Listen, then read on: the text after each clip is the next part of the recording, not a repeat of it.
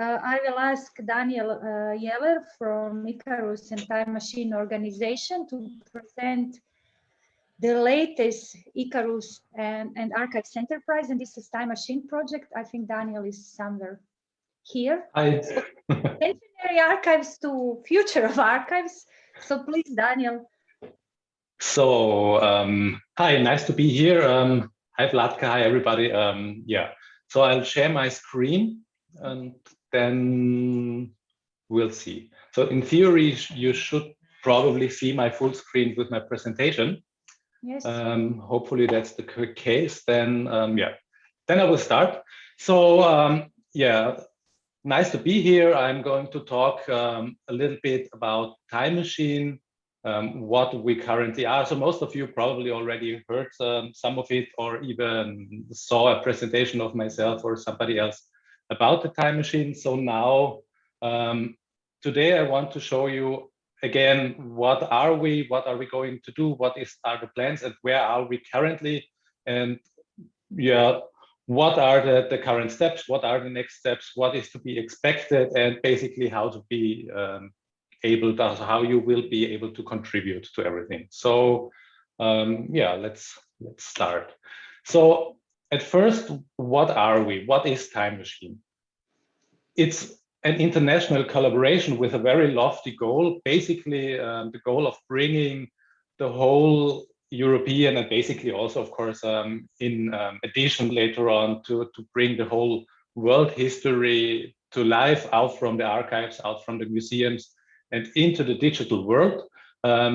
It's a vision basically to digitize millions and millions of historical documents, paintings, archaeological digs, monuments, and so on.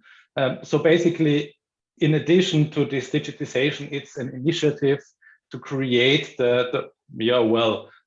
probably the largest computer simulation, at least in the field of cultural heritage, that hopefully will be developed. And in the end, an open access and interactive portal, of course, free for everybody, a resource where you can query, where you can work with and research in this data. And of course, currently it's only in the initial stages of implementation, because of course we didn't finish yet the work. We are only starting it. Yeah.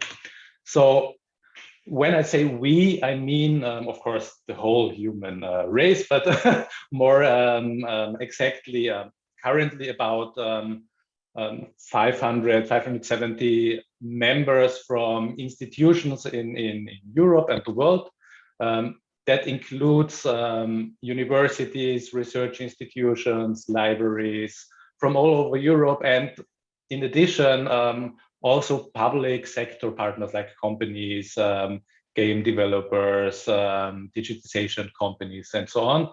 So it's a broad consortium of people and institutions willing to participate and to work together to achieve this very, very big goal. And basically, to summarize what I will say later, everybody can join either as an individual, but mostly also as an institution. So when you visit our website, you can get an overview about these network details. You can use the search and so on. So feel free to browse. So what do we mean when we talk about the big data of the past, when we talk about this digital history of humanity and the digital availability of history? It's basically the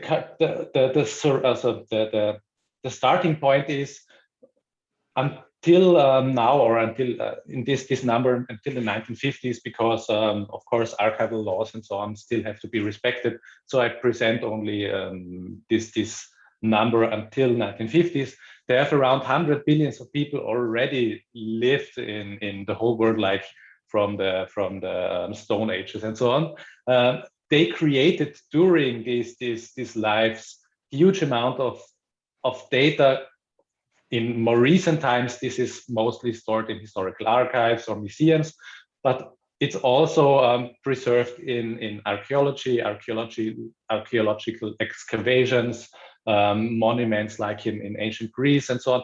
So the human history and this big data, as you could say, of the past is really made up from the whole range of human production, of human life, of human cultural creation, basically. And we have tried to visualize that kind of thing in this urn or ways or data graph, where you see, of course, currently with the things that we have available in archives that are already maybe digitized, we have the further we come to the current day, the bigger the number of at least somehow easily accessible materials are available. So as you can imagine, something in an archive, in a register book, is much more easily accessible than and not yet fully uncovered archaeological excavation somewhere. So we try to use this or take this currently available amount of digital information that we have, enrich this with the partners by additional digitization, so to make this number of data bigger even further down. So digitize medieval documents, digitize parchments from ancient Egypt and so on. And then, because we are not yet finished there, we try to use this then hopefully digital information, not only in form of images, but in form of metadata that needs to be created, and use these as basis for simulations where we could even enlarge this available data even further by trying to simulate things like similar surroundings and similar circumstances that might not be available for a specific kind of place, for instance, but is available for the neighboring places. So we will try to enlarge this with computer simulations in things that are still developed. So of course, most of it is only in the first stages of research, or is now beginning to be researched. So we need mass digitizations, like you cannot go through this 700 kilometers of digital of archival data in Austria by hand, because that will take basically forever. We have to develop different imaging technologies to maybe even digitize documents without opening a book, like with multispectral images and X-ray digitization. These things are actually already being developed. Handwritten text recognition, natural language processing, and so on. It's the whole area of digital humanities.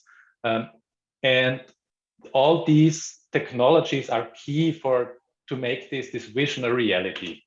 So we will put all that into a content architecture where we have this data present in a specific pipeline, where the data will be processed, will be enriched, will be simulated, and so on. And these will be the basis for these public access platforms, platforms, programming tools, programming libraries, and so on.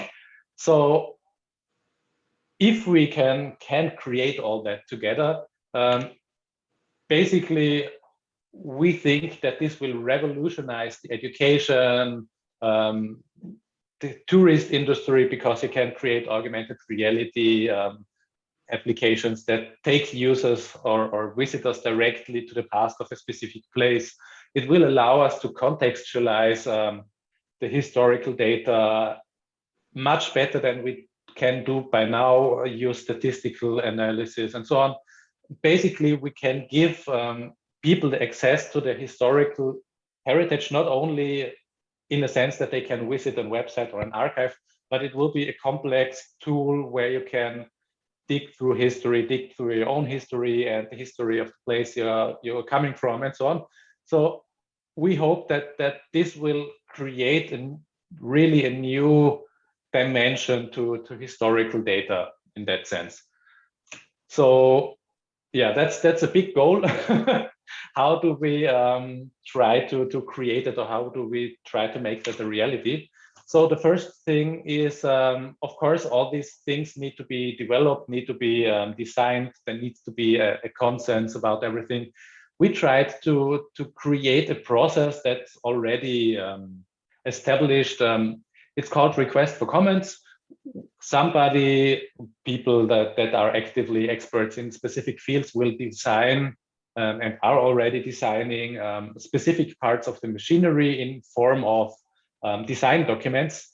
Those will be publicly available and can be discussed in a specific process by the general audience and by other interested participants.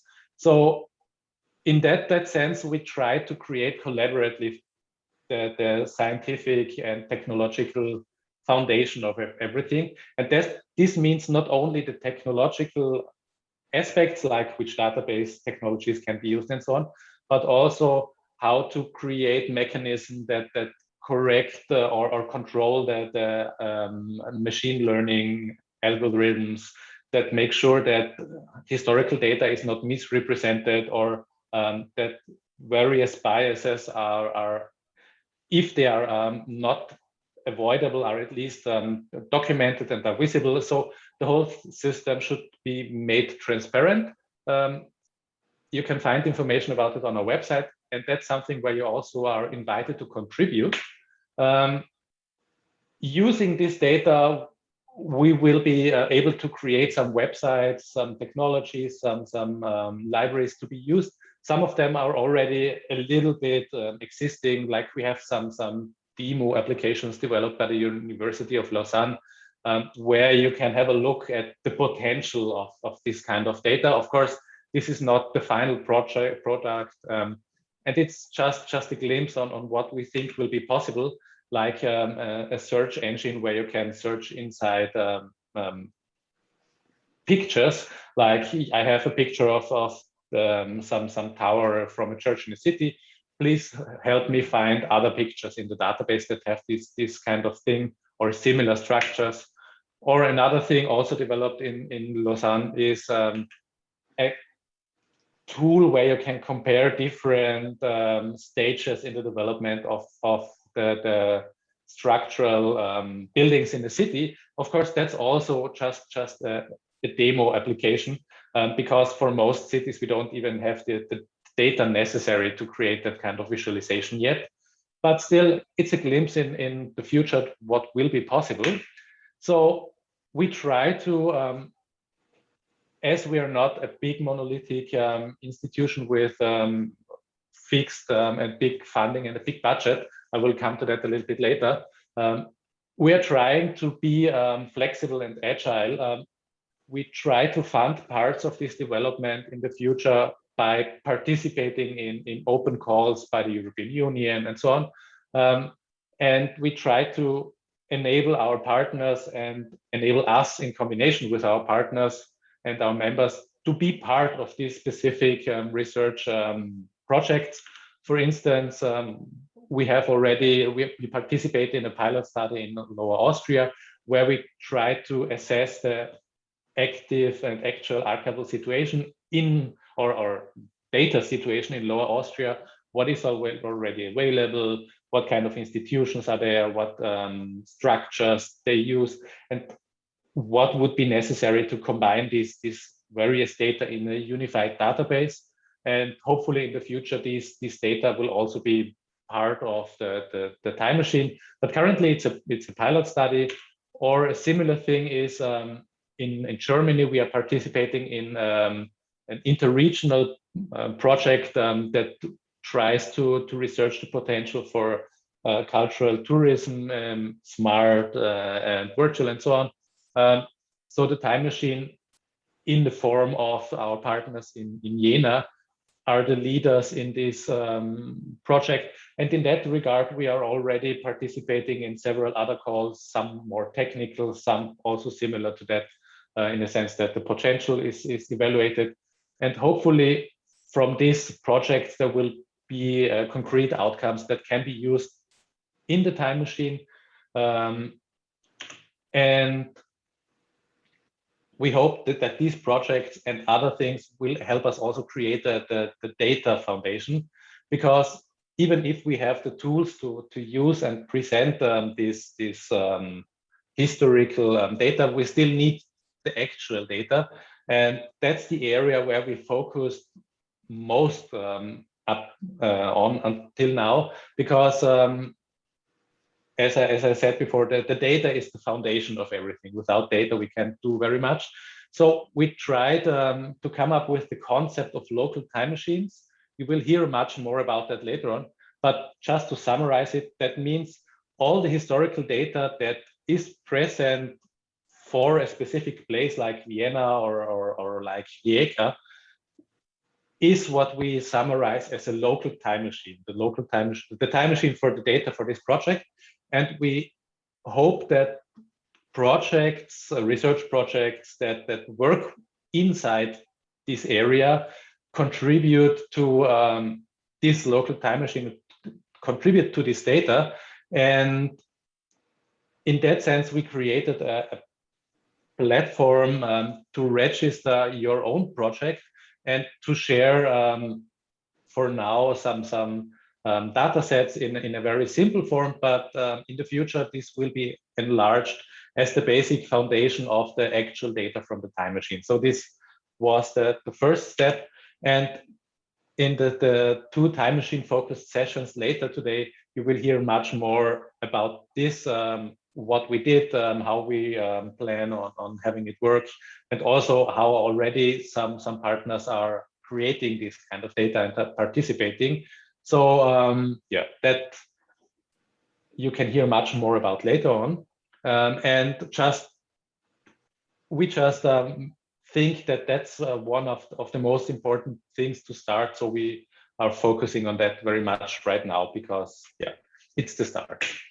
So how is this whole thing organized? I already told you how we think currently we can start the process of creating this, but of course you need to have an actual organization in the background. We call it the time machine organization. And yeah, so basically to summarize it, it's on the one hand our framework under which we want to make sure that we have a model of participation for our partners, for the general public, and at the same time, of course, because it needs to be its own real thing, it's an association based under Austrian law, basically similar to ICARUS from the point of view of government. The headquarters is currently also in Vienna. It's where I'm situated, and some of our other partners or colleagues are working. So basically, we have a very yeah, it's a simple structure in the sense that as we are an association, we need to have president, we need to have vice presidents, and this whole executive board. These are elected from out of the founding and regular members. And these are the persons that steer basically the day-to-day business. Then we have, of course, an operational team where I'm, for instance, part of that does development, does organization, does communication.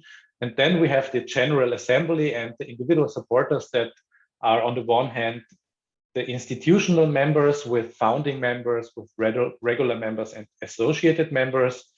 And we have, of course, just people that are not institutions that can register as individual supporters. Currently, we are working on ways to include these individual supporters much more into our visual work.